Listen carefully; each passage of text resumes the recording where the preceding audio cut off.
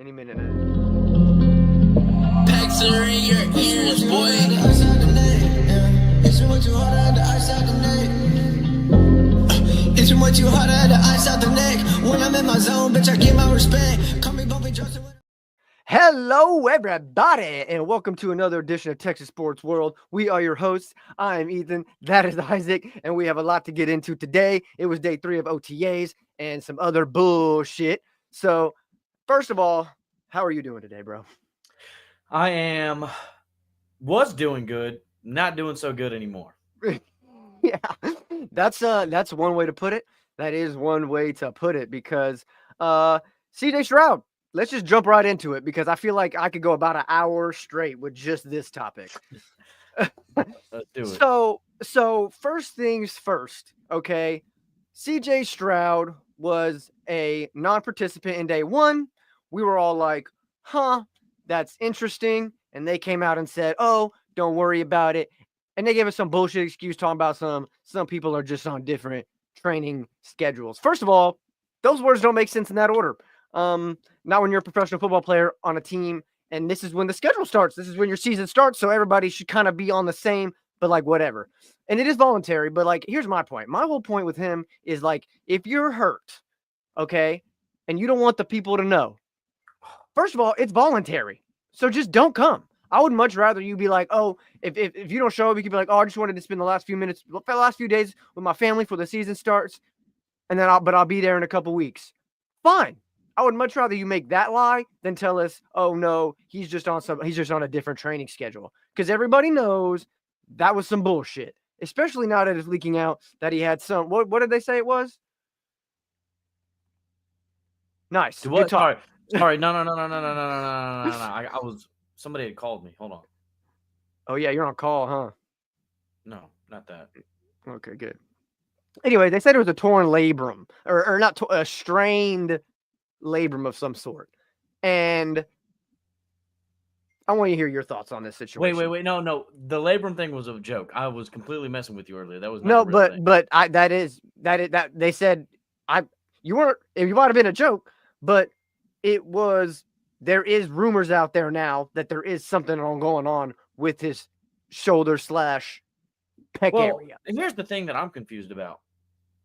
Like this D'Amico Ryans and Nick Caserio and the coaching staff they for some reason they do this thing where it's like they try not they're like, oh, it's like they're just so in-house about everything, which like in some instances is fine, but right. Like what do you gain from just like not telling, like what, just say it, like just tell us right, like because it's even worse that he's out there and doing nothing, like because that just gives us as fans like, well, because like if there was other quarterbacks around the league that just didn't practice during voluntary OTAs for whatever reason, and I'm sure there is, but not like CJ. The only reason I could think that they were trying to keep everybody in the dark about it was just so like people wouldn't overreact. But now you've built so much suspense because he hasn't thrown for 2 days. You're kind of beating around the bush, like, oh, he just has a different training thing, and then you're like, well, now he's got a tight pec, which probably means it's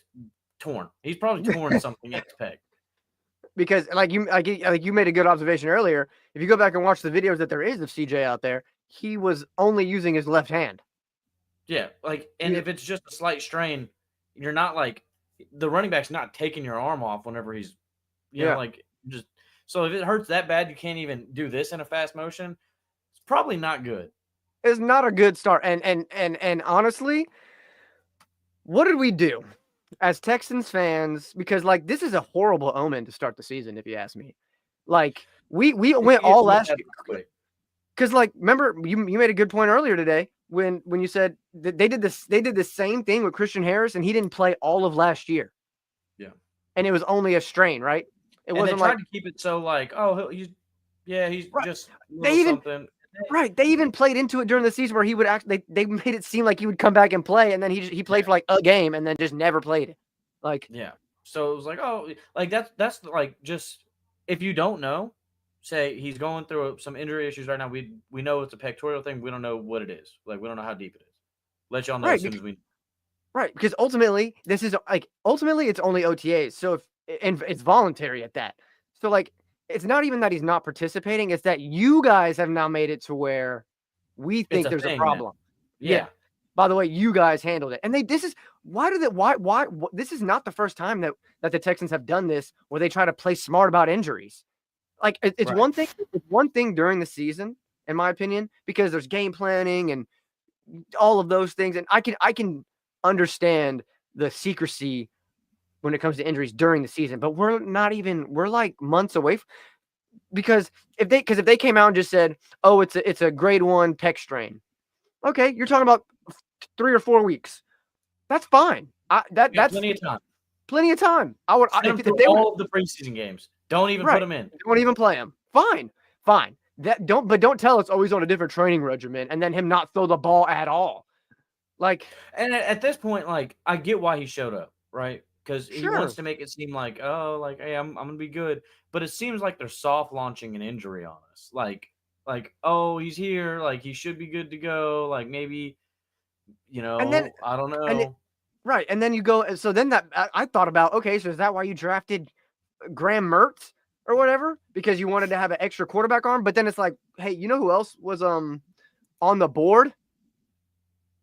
Quinn? When you drafted Graham Mertz? Yeah. Quinn Ewers, who just led his team to a back-to-back CFP appearances, played through injury. He wasn't a great quarterback, but I would guarantee you he's better than freaking Graham Mertz. It's not Graham Mertz. It's like something Slavic or something like that. No, that Graham Mertz is who we drafted. Keaton Slovis is who our third string quarterback, and Davis fourth string. Here's the thing. I understand what you're saying. Yes, there was better quarterbacks available, but you drafting Quinn is like Quinn's not going to you can't make Quinn a third string quarterback because he's not starting over Davis Mills and he's not starting over CJ. So there's no point in drafting. But I disagree because ultimately I don't care about. I'm a Quinn dude and I love Quinn, but I don't care if he start. I would much rather, on its face, have Quinn than Graham Mertz or Keaton Slovis for that matter. I mean, sure, maybe, but for what? Because Graham Mertz isn't going to play.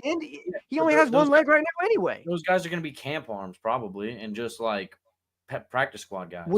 That's fine, but would you rather have a good camp arm? Because Graham Mertz only has one leg anyway. Like he barely can walk right now. So you have. I think it's more so like you're drafting for like that guy knows he's not going to ever be an NFL starter probably. But Quinn remember he's wanting to be an NFL starter. So it'd be like drafting. It'd be like us trading for Trey Lance to be a backup. Like, okay, cool. We have a really good backup for what? Hopefully he never touches the field. But my point is where he wants to be anyways.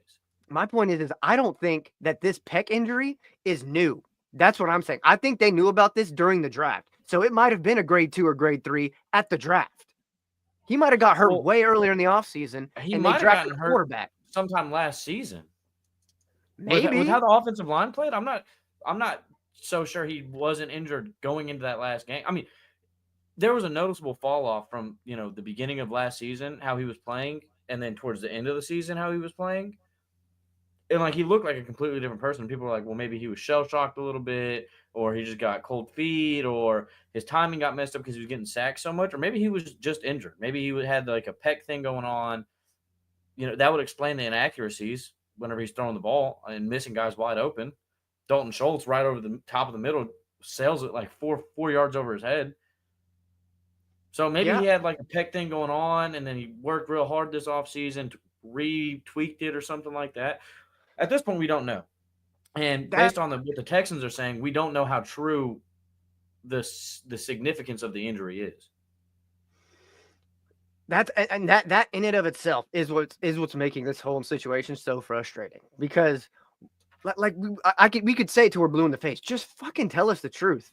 Like, why are you trying to outsmart everybody? Like I don't know. I can't say it enough. It's voluntary OTAs. He doesn't even need to be there for real. Yeah. So like if you knew he was injured, hey, just go home. Go get whatever you got to do to get right. Then at that point, like they're trying to outsmart everybody so bad. But if you just stay at home, why didn't CJ show up to OTAs? Well, he has his kind of own workout thing that he's got going on. Now then you can say that. Now that makes sense. But now he's there, so you can't say he has a different so he has a different workout program by just standing there watching Davis Mills throw footballs, like right. And I mean, and then you had Nick Haley at the podium today. Nick Haley didn't know what the fuck was going on. Dude, they did not brief Nick Haley. And everybody, At all. I love Texans fans so much because they're so delusional. I'm on Twitter all day, and this one dude's talking about, well, maybe CJ Stroud's not throwing because he's trying to mentally digest the play. Bro, So shut the fuck up, bro. What are you talking about? Like, what are you talking about? And then Nick Haley gets up there and he goes, yeah, I'm not concerned for CJ at all.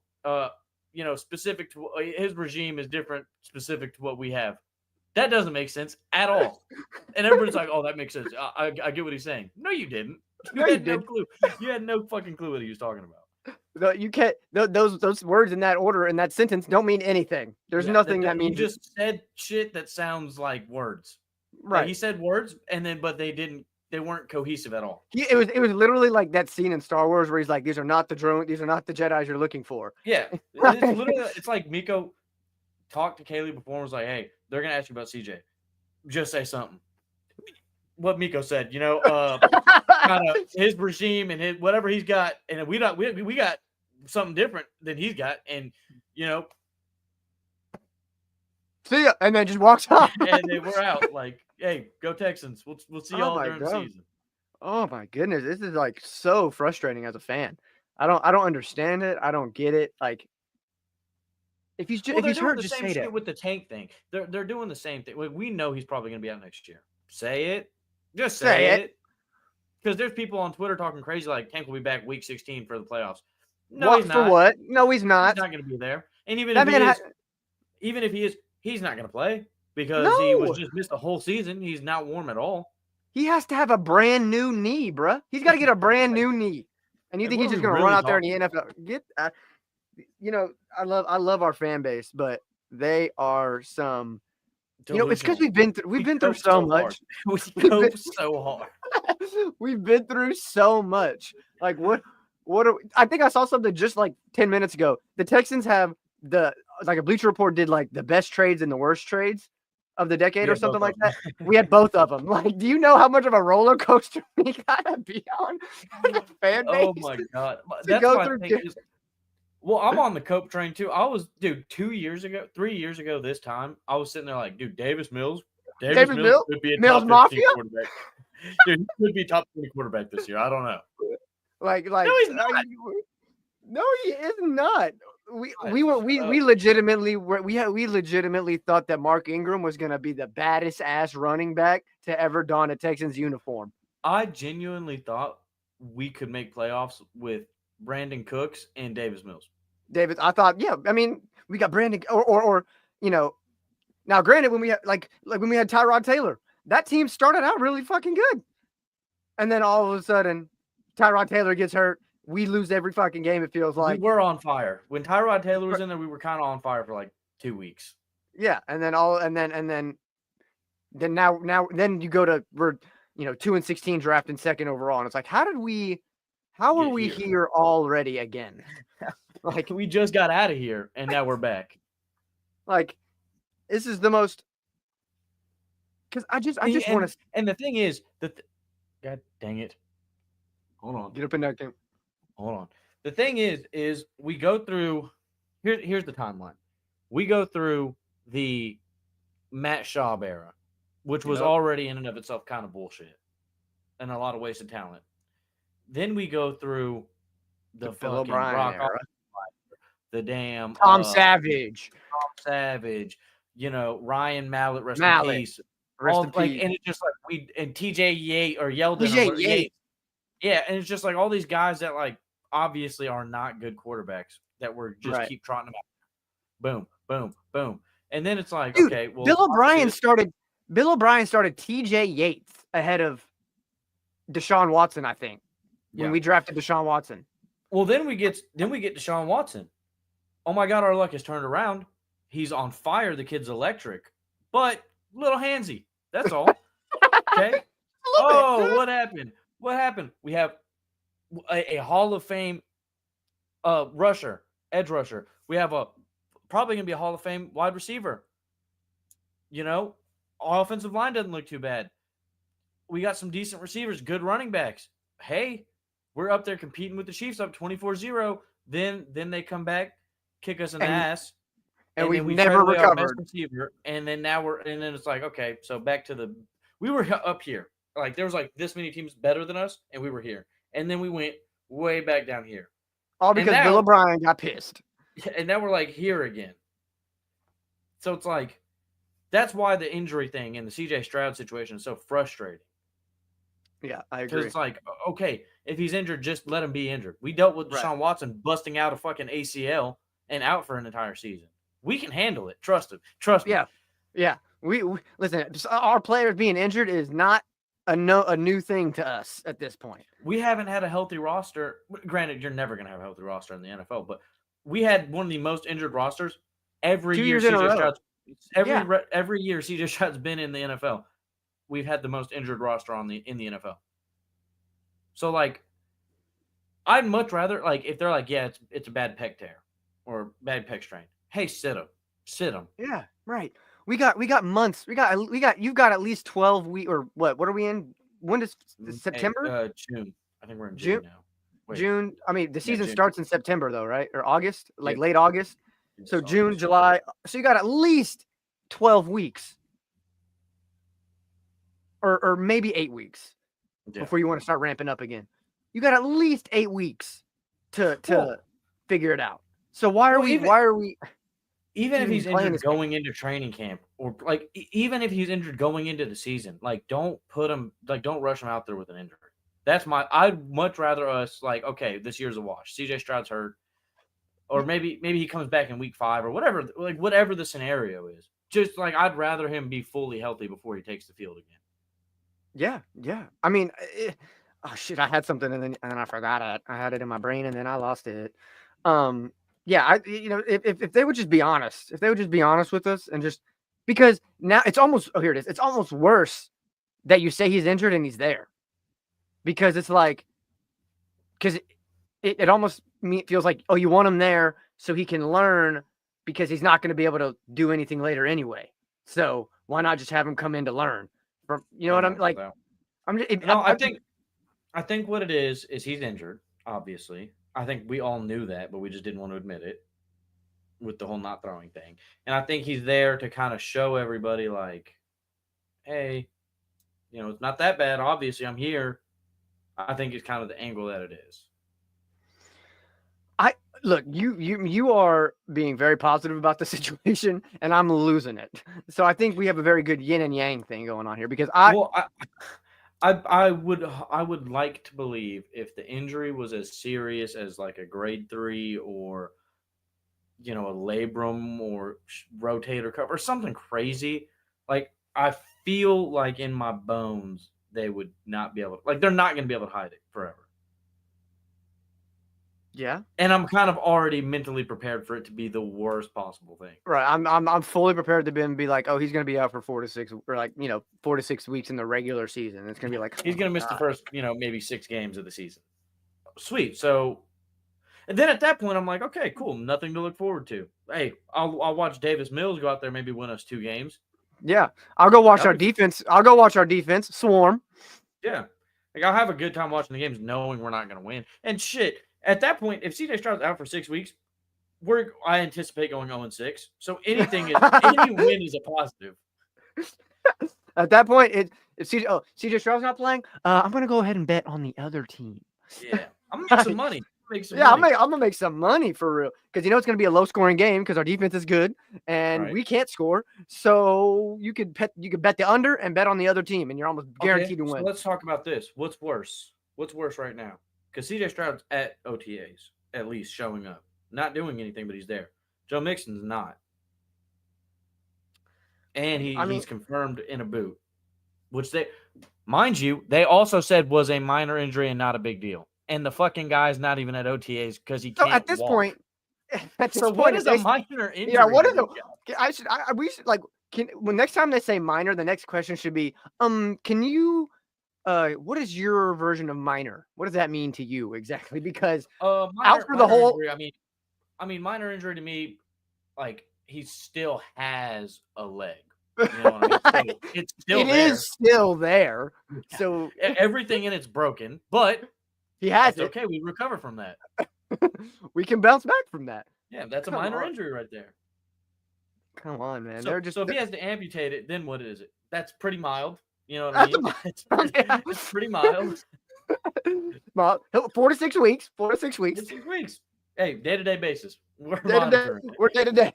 Oh my god. Hey, Tank Dell blew out his entire fucking knee. How's he doing? Day-to-day. Just day-to-day guy. Day to day guy. He'll be fine. He'll be We'll fine. keep an eye on it. Come on, dude. Oh my god. So, and Damian Pierce still isn't there. So Dalton Schultz was there but didn't practice. What is the point of showing up and not practicing? Like, are you just so you can get free sideline tickets? You get paid to just watch practice? morale probably. Like I don't just give being a with the fuck about guys. morale. And also, I think a lot of these guys have to learn the playbooks, kind of like that. So they got to unlearn the Bobby Slowick bullshit and get with the Nick Caley bullshit, and the O line's got to get with the Nick Caley bullshit and the fucking pop bullshit that he's teaching now. Which, once again, our fans are delusional because I saw some shit online on Twitter where they were like, "Man, Popovich looks great out there coaching the O line." Hey, he was there last year also. So you know what I mean, like, didn't look that good. Right. Doesn't, And then not that much better. there was a video of Ladarius Henderson doing one of the offensive line drills where he gets down and he puts his shoulder in the bag and takes it down. And they're like, Ladarius Henderson looks like a mauler. I was like, that's a drill. It's a drill. Like, It's a bag. He's hitting it's a bag. It's a bag. What are we saying? Like, what are we looking? We're so optimistic as fans, and Yeah. good on us. But like, shut the hell up. Just congratulate. He put his shoulder into a blue bag. Congratulations. That doesn't make me. Hey, dude, it was like a 10-tweet thread arguing if Jalen Higgins is bigger than Nico Collins. Who gives a fuck? Who cares at all? Even a little bit? Who cares? Go catch the ball. Go get this right here and catch it and score touchdowns. I don't care if you're 14 centimeters bigger than Nico Collins. Just catch the ball and score touchdowns. That's it. Yeah, like That's it. you could be 3 feet tall. I don't care. Go catch a football. Gotta get up in your grill real quick. Oh my And god. we're still blurry. Oh. Anyways, you keep going. I'm gonna try to figure this out real quick. Yeah. So I mean, let's. I mean, is there really anything much else? Because I feel like we've kind of said what we needed to say. Because ultimately, CJ, he's hurt. So he's hurt. So there's no. They could tell us he's on a different regimen. He's on a different schedule. They can use whatever long word they want to use, but the shortest word they can use to say it is injured. And I don't understand this vow of secrecy. If their goal was to not get us upset as fans, they failed. So because they failed when CJ Stroud walked in the building and didn't throw. Just don't show up if he's injured or if he's on. Like I feel like that was kind of an on the fly. Like oh, we knew CJ was injured, and then he kind of shows up and it's like, oh, and then the media's like, hey, why isn't CJ Stroud throwing? He's like, oh yeah, I forgot y'all don't know that. I forgot that y'all don't know the reason he's not doing that. He's just on some different shit. Hey, brother, he's chilling. You know what I mean? He's over there with it, and we're over here with it. What he got going on don't got shit to do with me. Hey, isn't that your starting quarterback? Yeah. I mean, yeah, but like, shit. He'll show up. Oh my god. Yeah. You know what I mean? Yeah. Frustration. The city of Houston. Yeah. I mean, now I will say though, I have started to kind of moving on here. I've started to kind of get more of a feel better about the offensive line. Just with some of the stuff I've been let me explain. Just with some of the stuff I've been reading. I think this year what's different than last year, I think there's a lot more competition everywhere, and I'm hoping that pushes people, to be better at their job ultimately. When somebody's going to take your job, maybe hopefully it kind of pushes you to be better. And I think they're doing that with allowing different guys to play different positions. I've said this before, and I'll say it again. I think what they're doing is going back to the rookie year kind of plug and play system, just with better quality guys. Okay. I mean, listen, if we could get rookie year for CJ Stroud, whatever by all means, whatever I think you we're got. looking for rookie year offensive line, not necessarily CJ Stroud. No, I know, but I'm going out nipple, so he's not going to play for a little bit. He ain't got no nipple no more, so he can't play. Bro fucking popped the nipple off, so Yeah, y'all should have. We were on the phone earlier saying, yeah, it was bad. It was bad. We were heated. We were saying some crazy stuff. He was. oh, we can't say that. We can't say what Can't we say said. that. We can't say that on the pod. We can't say that on the pod. Basically, he might have been doing some extracurriculars and got himself in a position where he couldn't. Oh, with the Diggs thing, yeah. Oh, yeah. He was out there with Stephon Diggs partying on that boat. For sure. He was with the O's for sure. Yeah, I thought you were talking about For the other sure. Mechie thing. No. And I was like, oh, we can't say that. Oh no, not the Mechie thing. I was saying he was with the Brazilian. He was holding up a Brazilian, popped his pec, couldn't get back out the boat. Yeah, Oh no. my That was was whatever. So, but my point was, I think that's a good point you made about doing the plug and play, but with better quality players. Because I think Laken Tomlinson could, he's played all right. I think that I'm forgetting his name, Trent Brown, a good veteran in the ear of Ursery, whatever his name is. That's a good thing. He's a veteran. So maybe this is me coping now, because if CJ Stroud is already hurt right now, I just pray to God the offensive line is better when he comes back. Because if they're as bad as they were last year and he's hurt already, we're in for a rough. Well, the problem is if the offensive line's bad and they got Davis Mills back there, that boy's neck is getting snapped in half because he's not mobile. Like, did you not see him he dove for a touchdown and fucking bent his whole shit backwards? You can't have that, man. That is cruel and unusual punishment if you put him back. Get that man some offensive line help. If you got to upgrade the offensive line just to not have Davis Mills dead in the middle of your field with his long ass neck, then you got to do that. CJ Stroud, okay, he's a little shifty with it. Davis Mills ain't got none of that. No, he went to Stanford. He is a smart guy. He's not one of these. He's not a quick guy. Yeah, he ain't getting nowhere fast. He might be able to. He can see where he wants to go. He can see over everybody, but he ain't gonna get there fast. He can't do nothing quickly. Yeah. I'll tell you that. Oh my goodness. Well, I mean, so yeah, offensive line. Let's see. Were there any? I was so heated on the CJ Stroud thing. I didn't even look at. Did you see anything on Twitter today regarding like offensive line setups or anything? No. I saw some stuff, some offensive line stuff, some people saying Pop looks good coaching the offensive line and that, the guys look like the offensive line looks I saw somebody, this is how you know we're fucked. Somebody said the offensive line looks motivated. I hope so.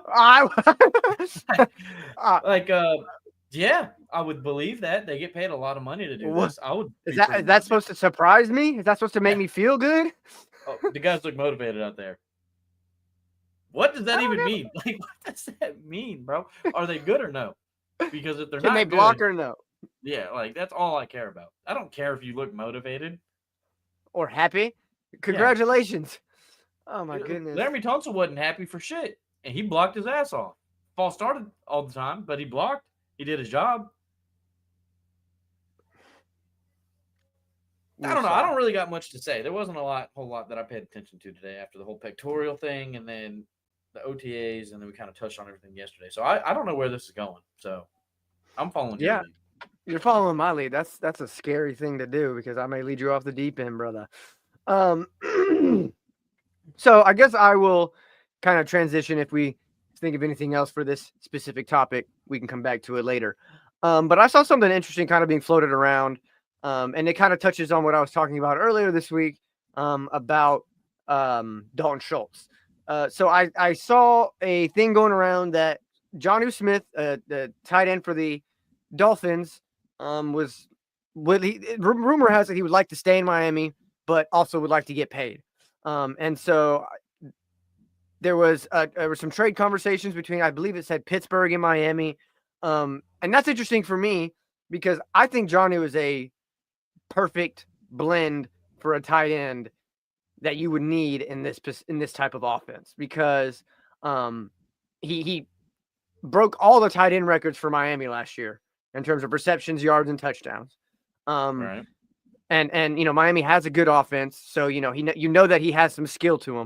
So I had seen something floated around on Texans Twitter about Dalton Schultz and a fifth for Jonnu Smith straight up. Not straight up, but Dalton Schultz and a fifth for Jonnu for Jonnu or Kyle Pitts. How would you feel about Kyle Pitts? You'd rather Kyle Pitts than Jonnu Smith? Yeah, I think Kyle Pitts has more potential. I think Kyle Pitts though is Brevin Jordan. They're the same. Well, I think Jonnu Smith is. I don't know what his role. Okay, sure, we can get Jonnu Smith for Dalton. Yeah, I would take the trade probably for Dalton Schultz in a fifth. I'd probably do that. I don't think Jonnu Smith's bad, but I think we're not going to do something like that.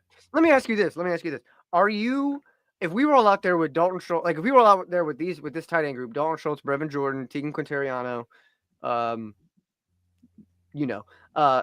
would you, Kate Stover, there we go. Are you confident in that group? Yeah. Really? Yeah. What do you see? Here's why. Nick Caley's a tight end guy. True. Good point. So Brevin Jordan has a lot of potential. Cade Stover going into year 2 has a lot of potential. Even if Dalton Schultz isn't good this year or isn't playing up to par or whatever, I have confidence in Nick Caley to get those guys, the other two, going. You know what I mean? Cade Stover obviously is big enough to have the ability to block. I think Nick Caley's not Bobby Slowick, which is a great thing. I think that means he'll know how to use people to their advantages. He knows Dalton Schultz sucks at blocking, so he's not going to have him out there, which he'll mask it better than what I'm saying it, but on the base level, he's not going to have him out there to block. Right, now, obviously, he's going to do some chip blocking, and he's going to have to be out there to block because if they see Dalton Schultz out there and go, he's here, it's a pass. That's you know what I mean? Like, so there's going to be some other stuff going on with it that people who get paid more than me to be smarter at football than I am know what to do. But at the end of the day, I think Dalton Schultz will be kind of our wide receiver, tight end, flex kind of guy. Brevin Jordan will kind of be that bridge between Cade Stover and Dalton Schultz, and then Cade Stover will be our blocking tight end. Right. Okay. I mean, I had another thought and I forgot it again. I mean, that's Caley did come out and say, he said it multiple times that, and he comes from the New England coaching tree a little bit. And, when Bill Belichick was there, one of the reasons Bill Belichick was so good at what he did was he never pigeonholed himself. He went team, he game planned team to team rather than just having his stuff and doing that every week. So there's going to be a lot of week to week differences in our offense that I think could also benefit the likes of Brevin Jordan, Dalton Schultz, and because, like you said, he's a tight end guy. So what I'm saying is that he's not going to force these guys to do things they're not good at. And I think there's evidence of that with his time in New England and in LA. Yeah, LA. Yeah. And in LA. So, I mean, because, he did well in LA. Now, granted, I don't love that he's never called plays before, but like you say, everybody's got to start somewhere. And so, because you got to remember, dude, the first year after Bobby Slowick and during Bobby Slowick's first year, we thought he was the next coming of like Eric Bieniemy when Bieniemy was hot. That was you. No, that was us as you a unit. You were no bull crap. You were so high on Bobby Slowick. We both were. We all were. The entire community was, because how could the CJ Stroud thing?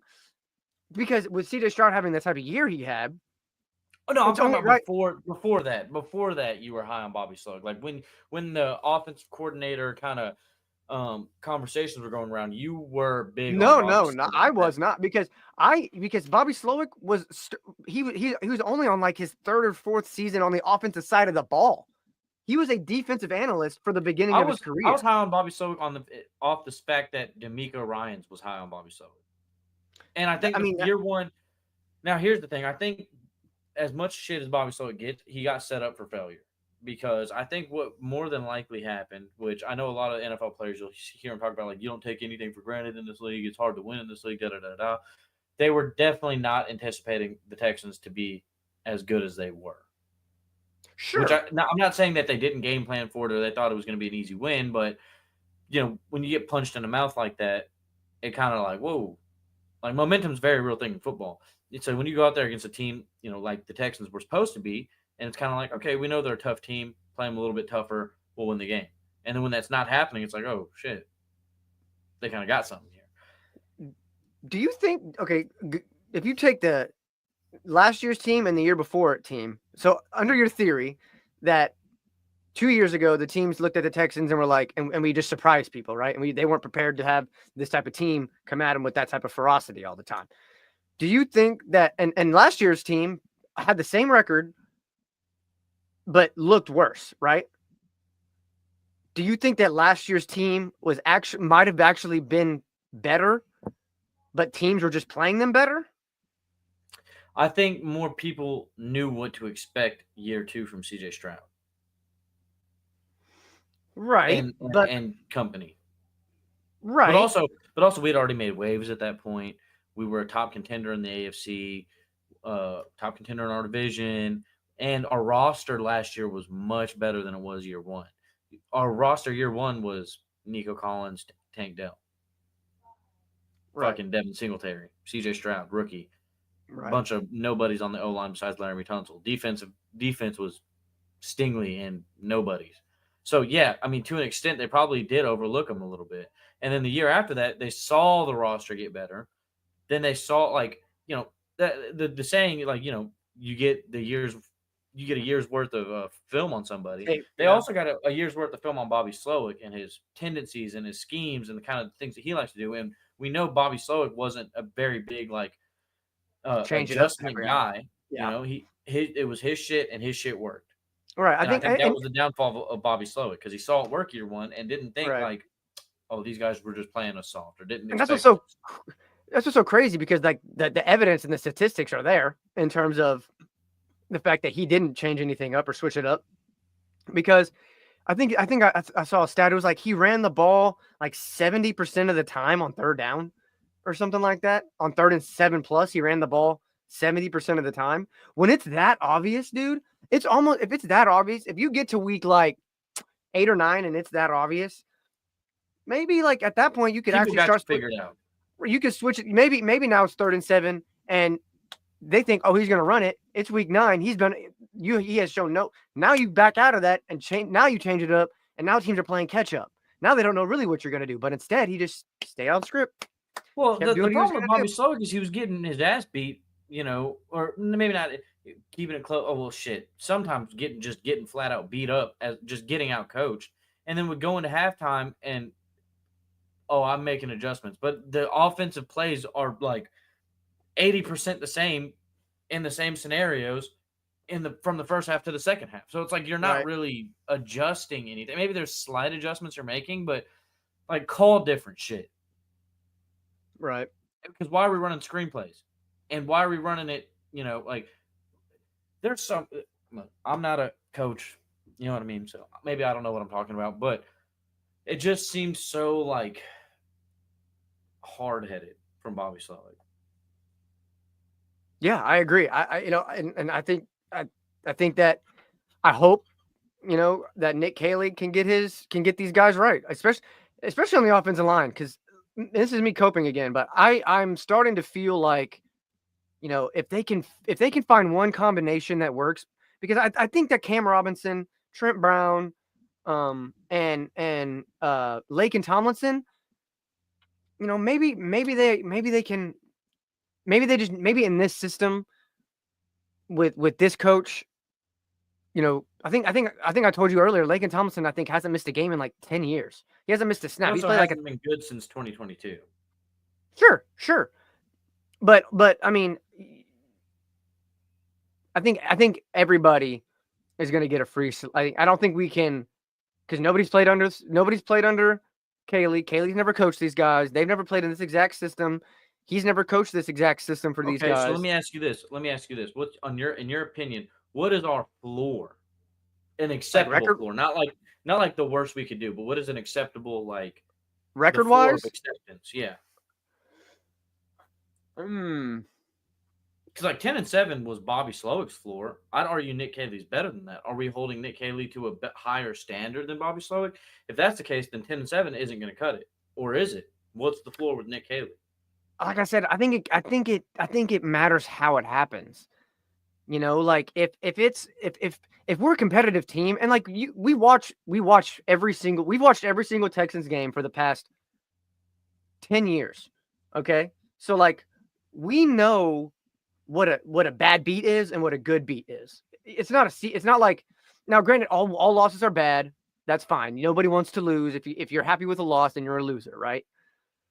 But I think if the offense is if the offense is scoring points and the defense is getting stops, but ultimately you run into a Lamar Jackson who goes 32 of 45 and 3 touchdowns or rushes for another 100 yards. I mean, or you win off of or you lose off of some like you kept it close, right, but you lose off a bad field goal or a drop pass or a bad call or right, something like that.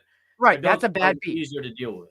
Right. Rather than you just look incompetent on offense for 7 games and you can't even get above like 20 points. Like the Ravens game on Christmas Day. Exactly. Like we're out there for no reason. Like it literally looked like we didn't deserve to be in the same building as those guys. Yeah, exactly. Or now I think that the Chiefs game was horribly officiated. I'll stand on that. But we didn't really look like it looked like we gave up halfway through the game. Like it was just it was a bad beat, especially because we were better than them that day. I'm not saying we were better than them. They won the Super Bowl. I'm not saying we were a better team than them all around all year, but that day, if a couple things go differently, we were better than them that day. And well, I'll blame that one on Azeez Al-Shaair for losing 80-year-old Travis Kelce right down the middle for like 40 yards. Yeah. That's true. I mean, and that's what a few things. If a few things go differently, I think, but ultimately, we just kind of gave up, and you could see that towards the end of the game, And so I think, I think that ultimately, if they can figure it out, and if I think the floor, I think it's got to be, like I said, it depends on how the losses go, but I think it's got to be like 10-7 again. Like that would suck as fans because we watched 3 10-7 seasons in a row. That's very annoying. Let me ask you this: what if we go 9-6, clinch our division? 9-8, but 9-8, clinch our division, and then but make it past the second round of playoffs. God. I don't know about that, brother. I don't know, man, because I don't see us with how good our defense. I think our defense. We're gonna find out if defense wins championships. I'll tell you that. We're gonna find out. Look, the adage is offense sells tickets, defense wins games. Yeah. So we're gonna see how true that is. We're gonna find out because if the CJ Gardner-Johnson, Kamari Lassiter, Kalen Bullock, that Jalen Petrie, those DBs right there, I'm cool. I can run with that all day, 3 times on Sunday, and then on the edge you got Danielle Hunter on one side, Will Anderson on the other. That defense I feel like is going to be able to shut a lot of people down. I think that you're gonna give the Patrick Mahomes of the world a little bit a little harder time. So I'm thinking 10-7 is probably our floor. I think our ceiling is probably like 12-4. I would be so happy with 12-4. Yeah, 12-4. Give me that. I'll take that all day. I don't even care who the 4 losses are to. They could be to the worst teams. Yeah, they could be to the best teams. It doesn't matter. I don't care. Give me the 12 wins. I'm happy. I'm good with that. I'll take 12 wins all day long. Yeah, and I think here's what it is. I don't think the floor can be measured by wins and losses or the ceiling necessarily. I think if we make playoffs again, is kind of the floor. You got to make playoffs, regardless of the record. Yeah, you have to play good enough, win enough games to make playoffs. then the sure. ceiling is how far you can go in the play. I don't think we're going to a Super Bowl this year. Love to. Would be so excited and happy if we did. I don't see it happening, but I would like to get past the second round of playoffs. Can we get out of playing on Saturday? Can we get out of playing on, Actually, I don't even give a shit when we play. I'm just saying because that's when the second round is. Yeah. Let's just get past that. Yeah. Let's get past that. Let's get past the second round. Just get over that hump. Yeah. Yeah. Lose after that. Right. Then at least we have something we can. Okay. We knew we weren't going to go to the bowl. We knew we weren't going to go win the thing. But like, at least we gave them a run for their money. At least we made it farther than any Texans team in the history of the franchise has ever gone. So. Yeah. That's what I don't know. Ceiling is. Yeah, I think you're right. I think it's probably 10-7 is the floor, and then 12-4, or 13-4. Sorry, yeah, 13-4. Yeah. Is the ceiling. Yeah. Woo. Let's see what else real quick. Oh, I don't know why I'm looking at that. Oh, Yainer Diaz just hit a walk-off homer against the oh yes, he sure did. 2-1. Who's that? Oh, Tampa Bay. Yeah, we played Tampa Bay. That's good because yesterday they got ran out the fucking park. Yeah, it was bad. It was bad. As soon as we got off the pod, dude, it was like pretty close. We had tied it up, and then we got off the pod. I'm sitting there. I hear my phone, bing, bing, bing. And I was like, huh. It was like back to back, too. It was like it went from like 2-2 to like 7-2 and like 3 at bats. I was like, oh, that's probably nothing. I look at the score. I was like, what? We 13? We gave up 13? Yeah, it was not great. Not a fan of that at all. Yeah. But I don't know, man. Is there anything? I mean, we might be able to just get out of here kind of soon because I feel like we got everything we needed to get out of it. The CJ Stroud I think stuff. Back-to-back pods kind of. Yeah. We kind of screwed it up this week because my job sucks. We'll be back on Monday. Yeah, we'll be back on Monday. I'm sure we'll have plenty to discuss. A lot of stuff. Appreciate everybody who's seen the giving us love on TikTok. That's cool. Come watch the podcast one time. Just for a couple minutes. Leave a comment. For a couple minutes. It'd be so great if y'all could just comment here.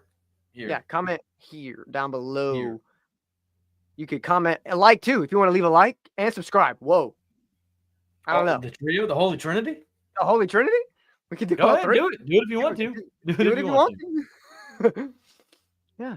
All right. Well, I think I'm good for right now, man. Yeah, I'm good. I didn't have anything really coming into this. I was kind of. Yeah, I really did not know what we were going to get into. After like 15 minutes of this, I didn't know where this was going. Yeah, I really just wanted to get into the CJ thing because I think that's very frustrating and it's very dumb what they're doing and I don't understand it. And I think that they should just tell us what's up. Ultimately, tell us what's up. I think next week we could get on some. We'll figure it out. We'll let y'all know. Y'all don't need to be with it. Yeah, we'll figure it out. But I guess y'all have a good rest of y'all's evening or day or afternoon whenever you see this. And we'll see you guys around the bend. I ain't with that beefing on the net. Tell me what's next. I can't listen to the hype. Wanna know that you've been mixed with lies. Love it like your favorite cocktail.